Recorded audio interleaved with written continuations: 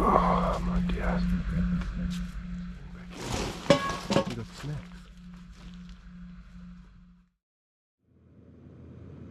My brother-in-law Andy and I were preparing for a filming trip to Mabuasehube on the Botswana side of the Kgalagadi Transfrontier Park. Before we left, we had to get COVID tests since we were technically entering Botswana, even though we were camping and therefore very unlikely to come in close contact with anyone. How'd that feel, Andy? That's great. Best day of my life. We also made all the bookings directly with DWNP and sorted out our filming permit and other necessary paperwork. It's a long way to Kgalagadi from where we live in Hermanus, near the southernmost tip of Africa, so we set off before dawn and drove the entire day.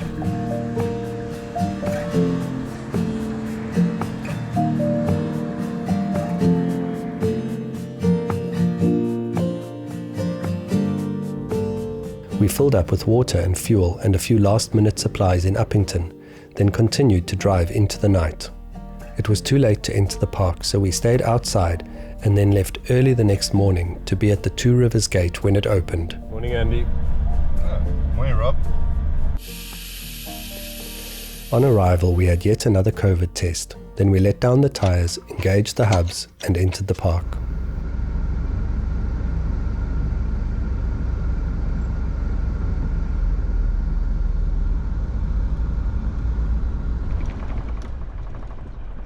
On the first day, we drove up to Nossob Camp on the South African side of the park. Due to heavy rains earlier in the year, the grass in the park was very long, so we struggled to find many animals. Come on, Rob, sing it again. Driving in Kgalagadi, looking for the cheetah. That's beautiful. We did have one lovely sighting of a lion cub with its mom in the road, but unfortunately the cars in the background were in many of the shots.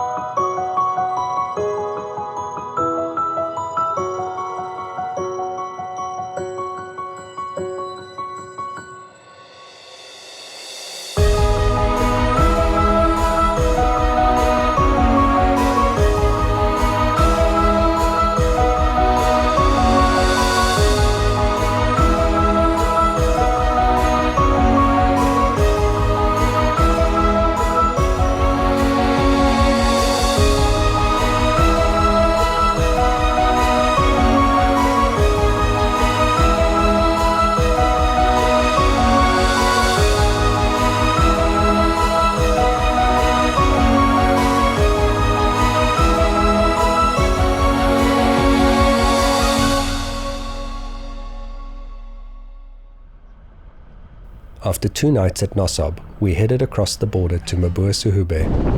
Having fun, Andy? The main track to Mabua crosses many dunes en route.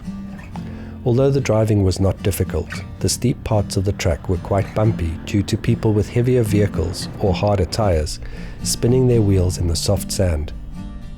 There is only one track for traffic in both directions, and the dune crests are quite steep, so we resorted to hooting as we approached the top to avoid a head-on collision. We arrived at Mabua entrance gate campsite, set up camp and prepared our dinner. That evening, while we were sitting around the fire, a brown hyena visited our campsite. The hyena was very shy and he did not come close to us. Oh, he's beautiful. He's so fluffy. The next morning, we woke up early to get to the pans before dawn. It was about 6 a.m. It was still dark. We were making coffee and brushing our teeth when I looked up and the eyes of a young male lion caught in the light of my head torch. I said, Lion, get in the car, Andy.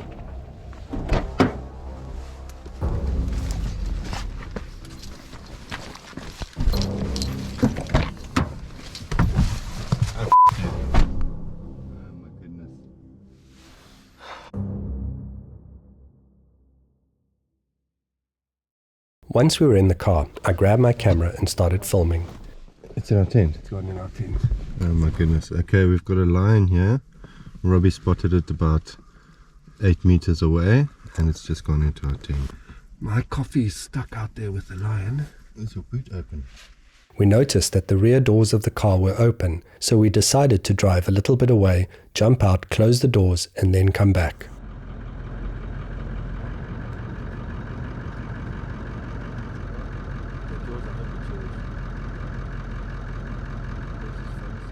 A little bit shaky.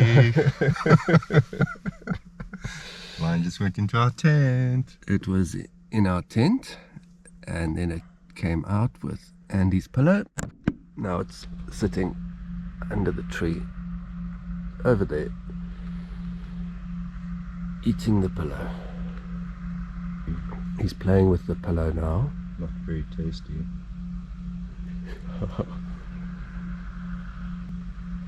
I really hope it is your pillow, Andy. It was. Was it? I'm pretty sure. Mine's a similar color. Yeah, is that yours? Two dogs. It's covered in slobber now. Yeah, that was a bit scary. Okay, now he's going to go and get my pillow.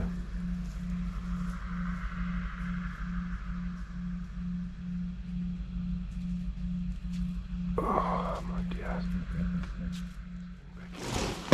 We got snacks.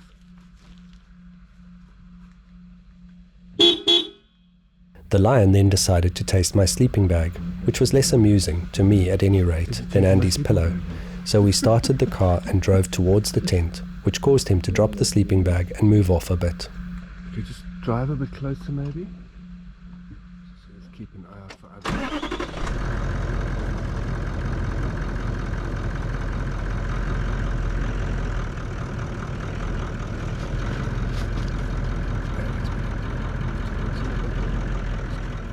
The lion was healthy and he was not at all aggressive. He was just curious. He showed no fear of humans or vehicles. What scared me in retrospect is that I had just happened to look in the direction the lion was approaching from. If I had not looked up, or if he had approached from behind the car or tent, we would only have noticed him when he was a couple of meters away.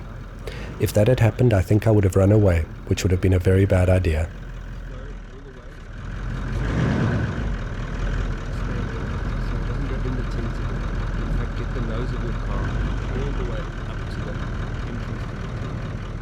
The lion continued to circle around the tent, so we moved the car as close as we could to the entrance to the tent to stop him from going in there again.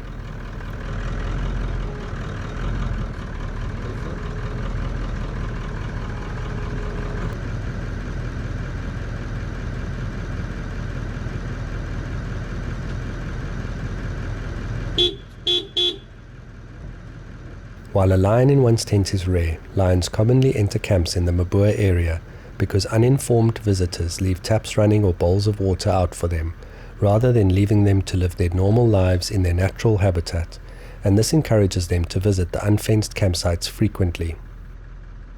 Most visitors sleep in rooftop tents or caravans, so they are relatively safe, but it is nonetheless important to always be aware when camping in unfenced areas. Once the lion realized he was blocked from entering the tent, he went and grabbed my camping chair and ran off into the bushes and chewed that for a while.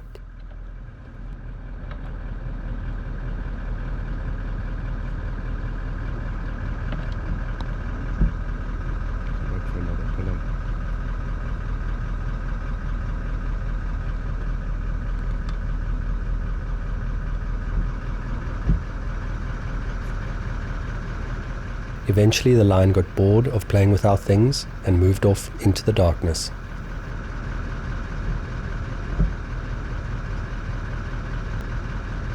You message it.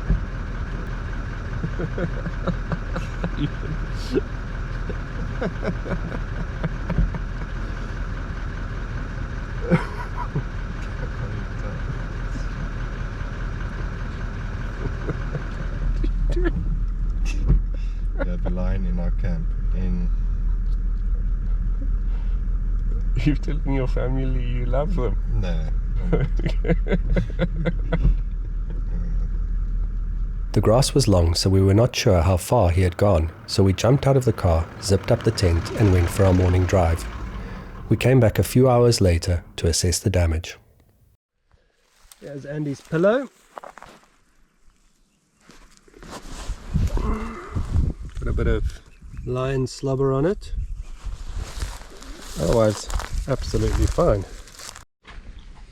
Your pillow? If I can use this again. Why not? 100%. Sure. Let's have a look inside the tent.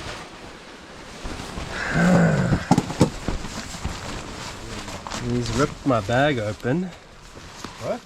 Yeah. Ripped your bag? Yeah. Teeth marks. Otherwise not too bad in here.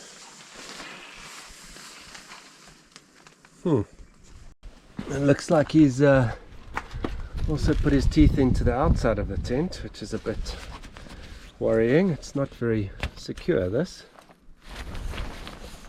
Oh dear.